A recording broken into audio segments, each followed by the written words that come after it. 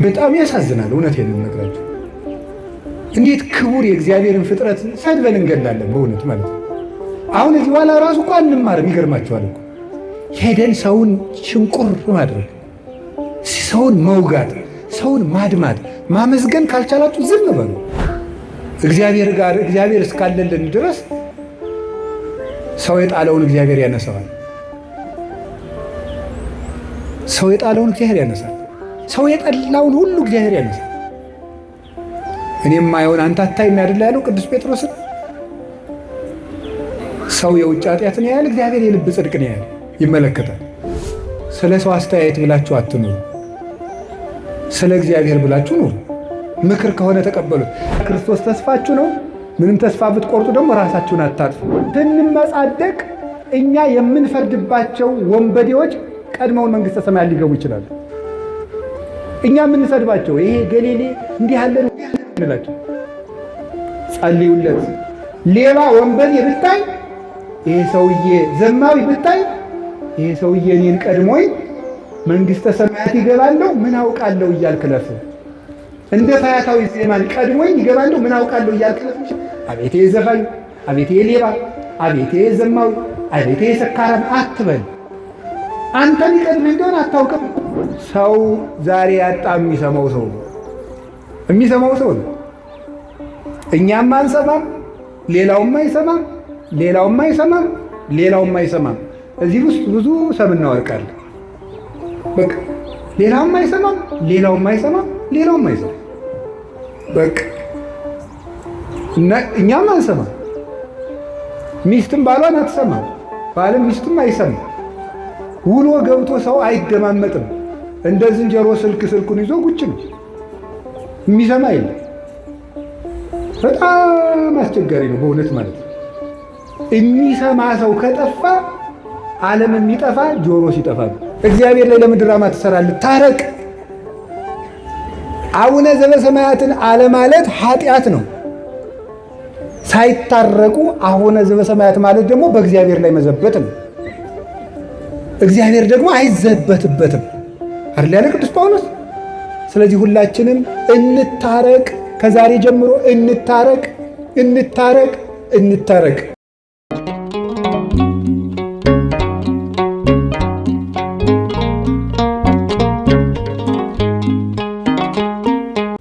ዛሬ ስለ እርቅ ነው የምነግራችሁ።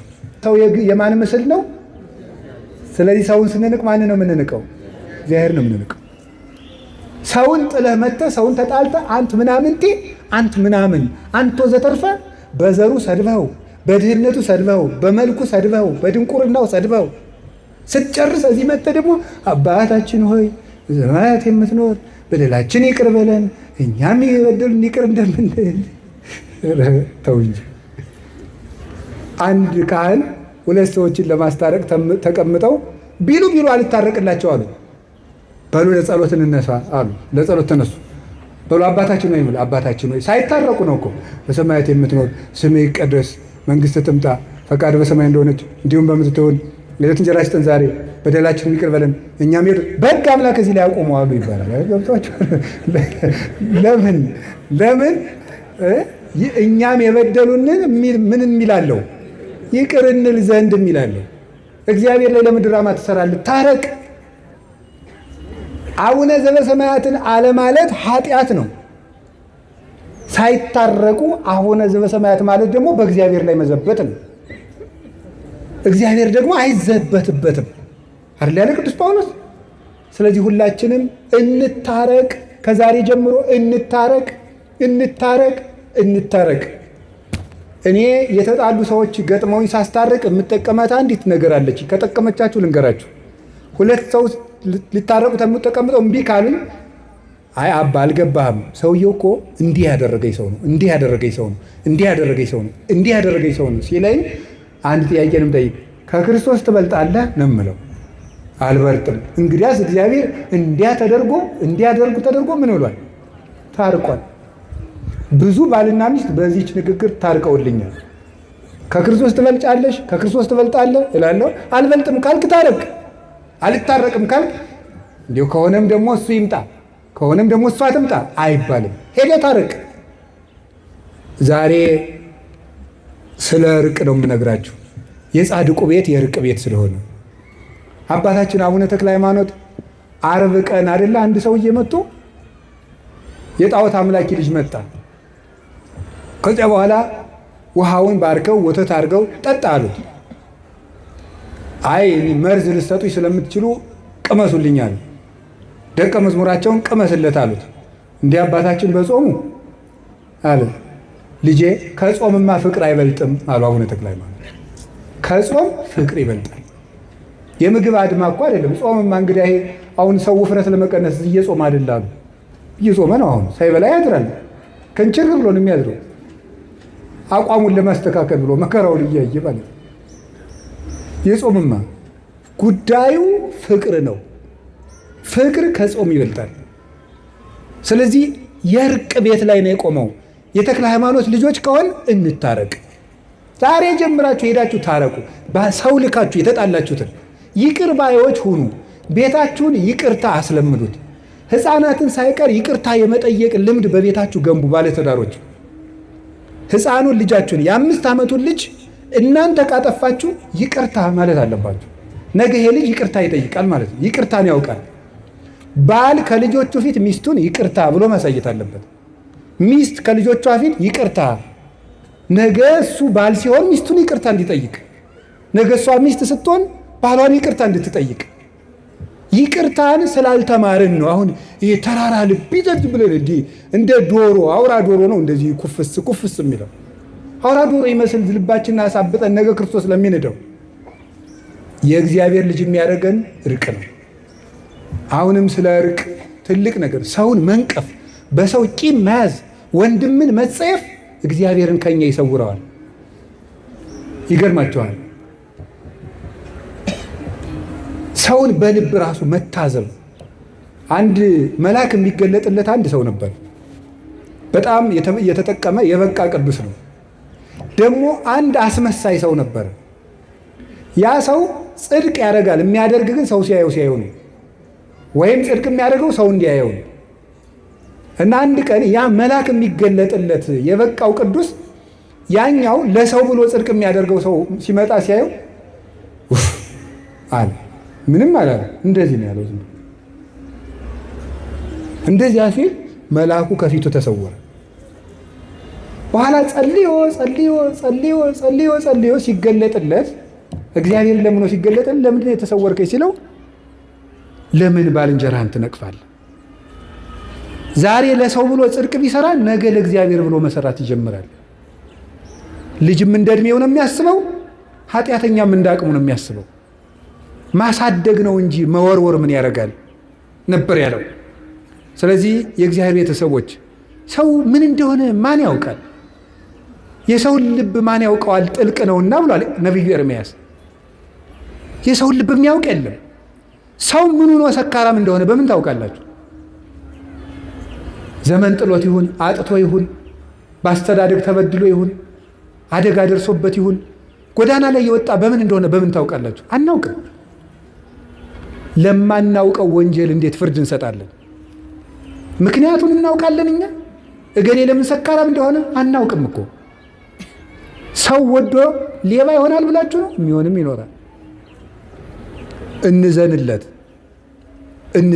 ገሃነምን ባያውቅ ነው ብለን እንራራለት። እንታረቅ፣ ሰውንም እናስታርቅ። ቁልቁለት ወርደን አቀበት ወጥተን ከዛ ውጭ ሰውን አታስቀይሙ። እንዲሁ በሞቴ በጣም ያሳዝናል። እውነቴን ነው የምነግራችሁ። እንዴት ክቡር የእግዚአብሔርን ፍጥረት ሰድበን እንገላለን በእውነት ማለት ነው። አሁን እዚህ በኋላ ራሱ እኮ አንማርም። ይገርማቸዋል እኮ ሄደን ሰውን ሽንቁር ማድረግ፣ ሰውን መውጋት፣ ሰውን ማድማት፣ ማመስገን ካልቻላችሁ ዝም በሉ። አንደኛ ክፉ ቃል ቢነገረን መሞት የለብንም ወገኖች። ሰው የመሰለውን ነው የሚናገረው እኮ። ያሰበውን ይናገራል፣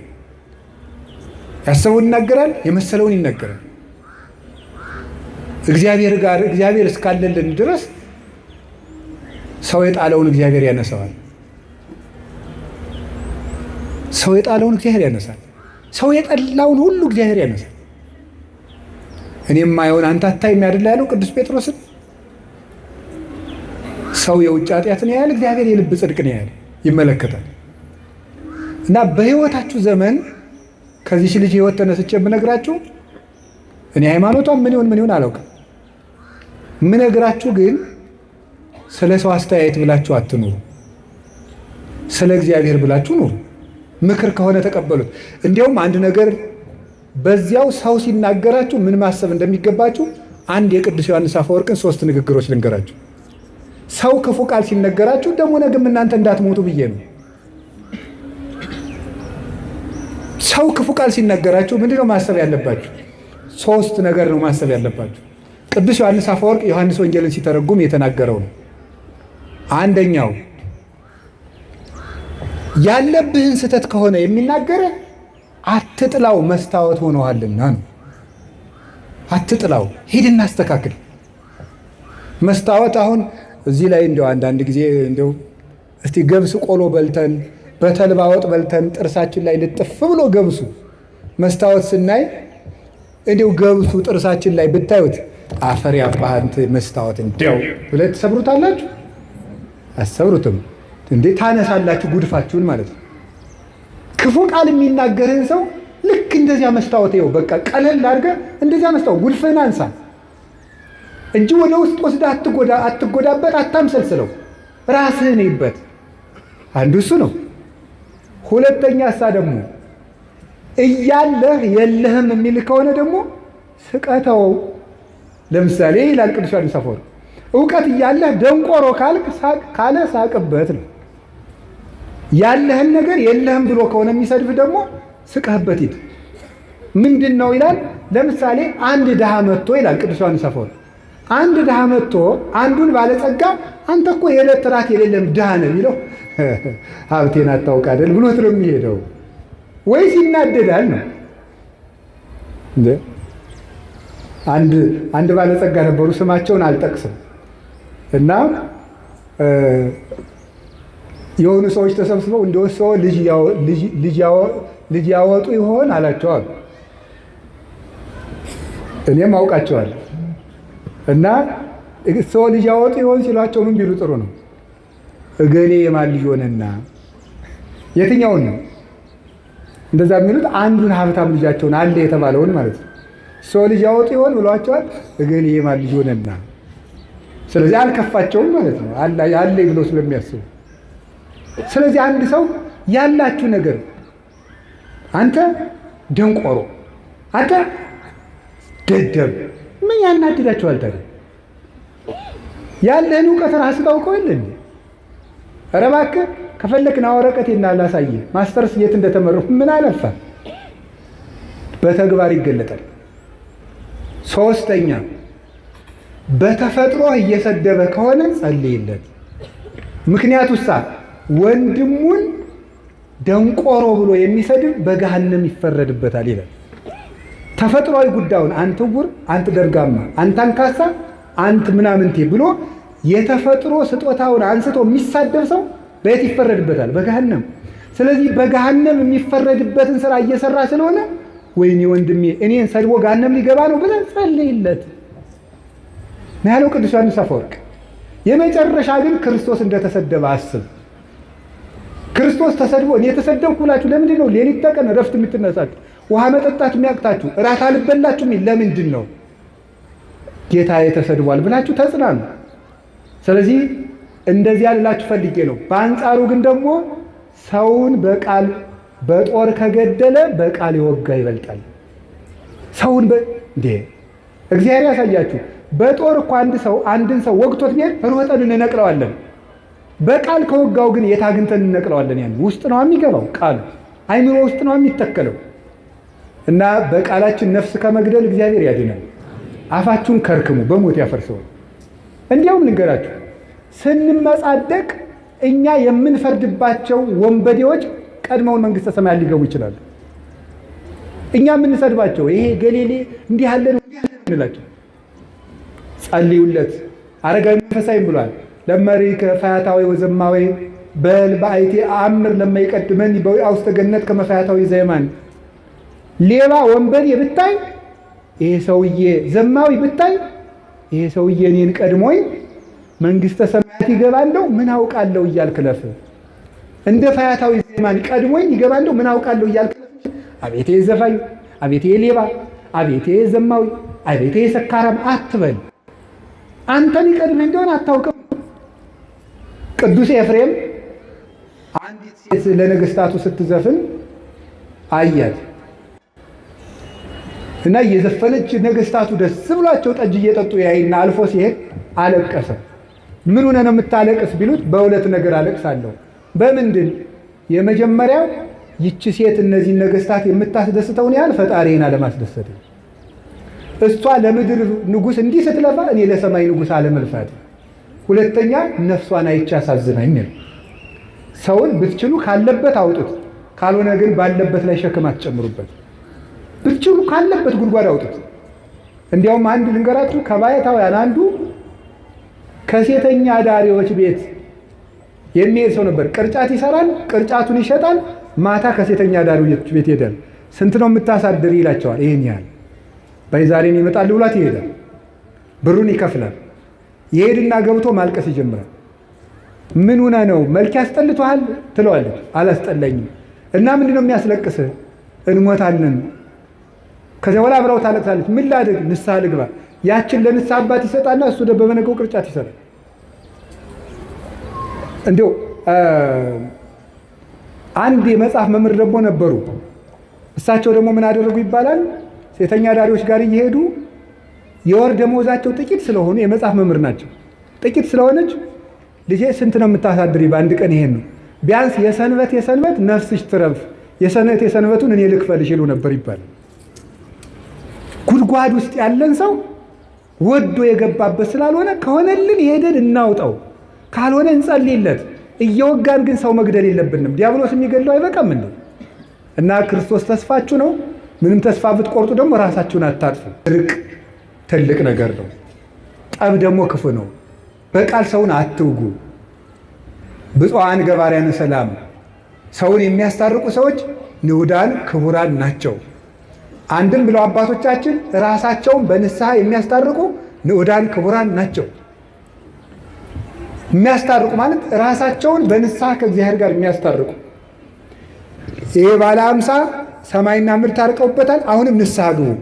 በባለ 50 ንስሐ የለም የተባለው ስግደት አይሰጣችሁም ነው እንጂ አትናዘዙም አልተባለም። እሾህ ወግቶኝ አሁን ባለ 50 ነው በሰኔ እነቅልልሃለሁ ይባላል እንዴ? እንዴ እሾህ አይደለም እንዴ? ኃጢአት ምንድን ነው? እሾህ ነው። ነፍሴን እየወጋት አይደለም እንዴ? እና እሱን በሰኔ እነቅልልሃለሁ ልባል ነው እየወጋኝ? አሁኑን ሄዳችሁ ታረቁ፣ ከእግዚአብሔር ጋር እንታረቅ። ኢትዮጵያ ምን ያስፈልጋታል ብትሉኝ ከእግዚአብሔር ጋር መታረቅ። ኢትዮጵያ የሚያዋጣት እጇን ወደ እግዚአብሔር መዘርጋት። ከእግዚአብሔር ጋር ከታረቅን እግዚአብሔር ለግፈኞች ልብ ይሰጣል። እግዚአብሔር ክፉ ልብን ይመልሳል። ደም አፍሳሾችን እጃቸውን ይሰበስባል። አይምሯቸውን ያስተካክለዋል። ክፉ ምክራቸውን ወደ በጎ ይለውጣል። እኛ ከእግዚአብሔር ጋር ግን አንታረቅ። ካልታረቅን ታዲያ ምን እናገኛለን? አንታረቅና እንለምነው ምን ይገኛል? ምንም። ስለዚህ የእግዚአብሔር ቤተሰቦች ሕዝብ ሲከፋ እንደ ጨንገር ክፉ ሰዎችን ይጠቀማል እግዚአብሔር ይባላል። አሁን ከእግዚአብሔር ጋር ለመታረቅ ራሳችንን ወደ እግዚአብሔር እንመልስ። በማንም ላይ አንፍረድ። በማንም ላይ የመፍረድ ኃጢአትን እናቁም። ተያይዟችኋል እናንተም እናቶቼ፣ እንዲሁ ቁጭ ብላችሁ በሚዲያ መነኩሴ ስትሳደቡ፣ ቄስ ስትሳደቡ፣ ጳጳስ ስትሳደቡ። እኔ ለምሳሌ አሁን ዓርብ ጠዋት እንጀራ ስበላ ታዩኝ ይሆናል። እሷም ቪዲዮ ታነሱና ተመልከት፣ አባ ገብረ ኪዳን ተመልከት፣ ዓርብ ቀን ምን እንደሚያደርግ ተመልከት፣ ጉዳችንን እንስማው። እንዲያው አንደኛ እንዲያው ብትምሩን ምን አለ አንዳንድ ቀን። ኧረ በስመ አብ ወወልድ ወመንፈስ ቅዱስ። እናንተ 100 ኃጢአት ሰርቼ ብላችሁ ስትናዘዙ ውጣ አንተ ሌባ ብለናችኋል? ለራስ ሲቆርሱ አሉ አያሳንሱ እኮ ነው። አንደኛ ብትምሩን ምን አለ፣ ተያይዘን ከምንጠፋፋ ተያይዘን ብንጸድቅ አይሻልም? እውነቴን ነው። አባ ገቢ ንስሐ ይግቡ ብላችሁ በግል ብትነግሩን ይሸጋሉ። አንድ እሱ ነው። ሁለተኛ ደግሞ ሰውየው ዓርብ ቀን ለምን ማለዳ እንደበላ አታውቅም፣ በሽታ ኑሮበት ቢሆንስ? ሶስተኛ ሰውየው በልቶ ሄዶ ንስሐ ገብቶ ከእግዚአብሔር ጋር ታርቆ ሁሉ አንተ እንደ ውሻ ወር ሙሉ ከእሱ ኃጢአት ጋር ነህ። ሰውየው ግን ታርቆ ጨርሶ ሊሆን ይችላል ከእግዚአብሔር ጋር። በጣም በጣም እኔ የምነግራቸው አሳፋሪ የሚያሰኝ ይሄ ነው። ራሳችንን ከእግዚአብሔር ጋር እናስታርቅ። እንመወቃቀሱን እንተወው።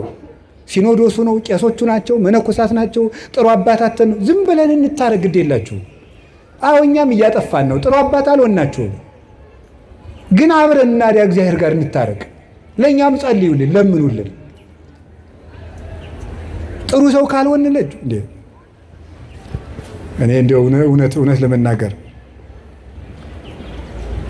እንዴ አፄ ቴዎድሮስ ሲያስቀድሱ አሉት የተባለ አንድ ነገር አለና ሲያስቀድሱ ዲያቆኑ ጳውሎስን ትቶ ምን አነበባሉ? ኢዮብን። ቅዳሴ ላይ ኢዮብ አይነበብ እንግዲህ እግዚአብሔር ያሳያችሁ ማለት ነው። እና መርጦ ተዘጋጅቶባታል። ያው አፄ ቴዎድሮስ ቄስ ሲጨቁኑ አልነበረም? እና ምን አደረገ? አነግስ ብእሴ መደልዎ የሚለውን ያነባል። ጨካኝ ንጉሥ አነግሳለሁ ብሏል እግዚአብሔር የሚለውን ነው የሚያነበው ማለት ነው። እሳቸው እያስቀደሱ ነው ማለት ነው። ጨካኝ ንጉሥ አነግሳለሁ ብሏል እግዚአብሔር ይላል እና ዝም ብለውታል። አልሰሙኝም መስሎት መልሶ አነግስ ብእሴ መደልዎ ይላል። ዝም። ሶስተኛም አነግስ ብእሴ መደልዎ አይ በይንተ ከሕዝብ የሚለውን ጨምረው ስለ ሕዝቡ ክፋት የሚለውን ጨምረው አለ። ስለ ሕዝቡ ክፋት የሚለውን ጨምረው እስኪ በሉ ሁላችሁ ስለ ሕዝቡ ክፋት የሚለውን ጨምረው ነው። ስለዚህ የእግዚአብሔር ሰዎች እንደው እንደ ጦር ጉሮሮ እንደ ፈረስ ጆሮ ተካክለን በድለናል። ማንም ሰው እኔም ጨምሮ ያው እግዚአብሔር ያውቃል። እንደው ለትትና ማለት ሁላችንም በድለናል። እግዚአብሔርን ይቅር በለን እንበል። ይልቁን እንታረቅ። ራሳችንን አሁን ከዛሬ ጀምራችሁ ንስሐ አባት የሌላችሁ ንስሐ አባት ያዙ። ፈልጋችሁ ከእግዚአብሔር ጋር እንታረቅ። መድኃኔዓለም የሚታረቅ ልብ ይስጠን። ታርቀን ደግሞ እሱ ይታረቀን፣ ይቅር ይበለን፣ በቃ ይበለን። መድኃኔዓለም ስለ ቅዱስ ተክለ ሃይማኖት ብሎ በኢትዮጵያ የሚፈሰውን የደም ጎርፍ ያቁምልን፣ ሰላም ያሳየን፣ የሰላም ብርሃን ይላክልን። በተዘጋ ቤት ላሉ ደቀ መዛሙርቱ የትንሣኤውን ብርሃንና ሰላም የሰጠ ጌታ ለሀገራችንም የፍቅር የሰላም የአንድነት ብርሃን ይላክልን። ስብሐት ለእግዚአብሔር።